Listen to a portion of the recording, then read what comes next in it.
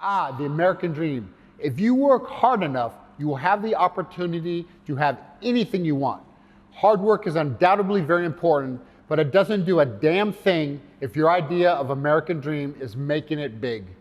There are plenty of teachers, doctors, nurses, mechanics, house beaters, technicians, so on, who work very hard, long hours, but they will never be rich because the system is rigged.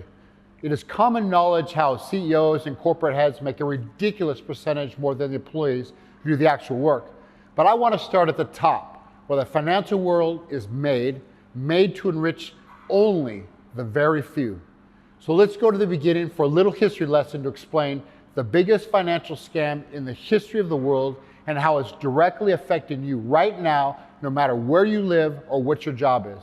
It was recently the 4th of July, the day America celebrates its freedom from England. We were all taught in school that the reason the colonists fought for emancipation from England was for democracy. Remember, no taxation without representation, life, liberty, and the pursuit of happiness. But what we are not taught was the real reason, the central reason behind the fight for independence in the Revolutionary War. England refused to let the colonists use their own monetary system and instead forced the colonies to buy the pound from the Bank of England, which they had to repay with interest. Even Benjamin Franklin refers to this debt slavery as a primary cause for the War of Independence. But you're not going to read about this in the history books. And the reason is this: we are still 250 years later under the same system, but instead of our master being another country like England stealing our wealth, it is a group of international bankers. These central banks were at the heart of almost every country in the world. What do?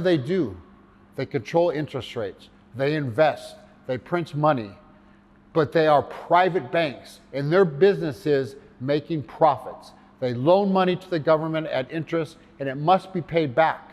When you hear the term national debt, what does that really mean? Money owed to whom and who is on the hook to pay it? Well, you, the taxpayers, will pay this debt. Money lent with interest instead of the government printing its own money. The word federal on Federal Reserve Bank is a misnomer. These banks are private banks, not government agencies.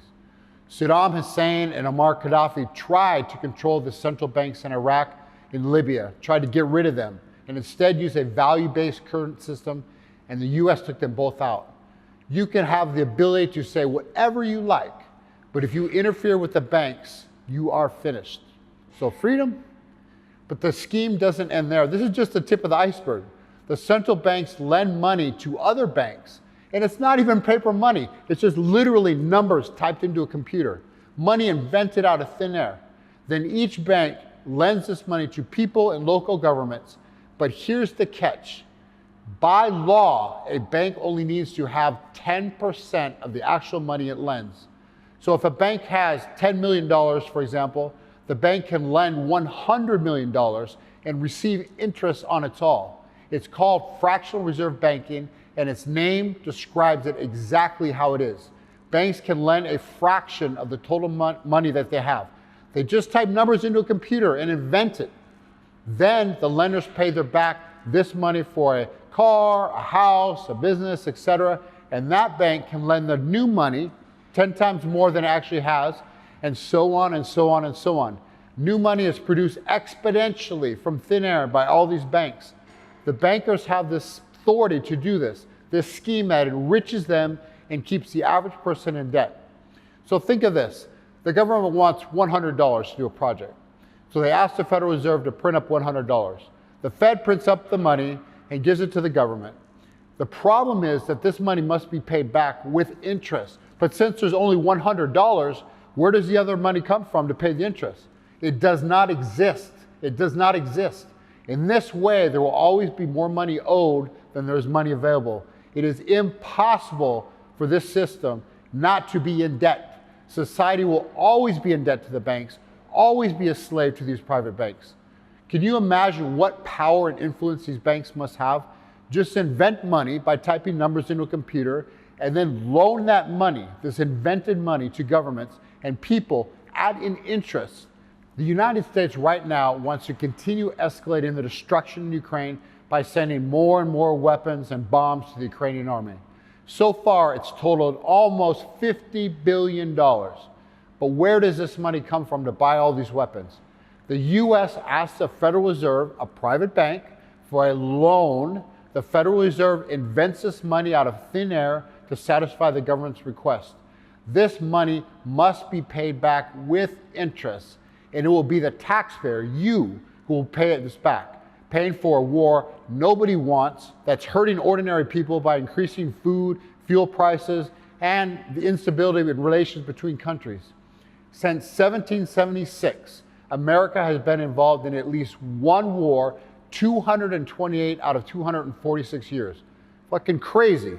Different wars involving countries, but one thing remains the same. The bankers profit from this death and destruction.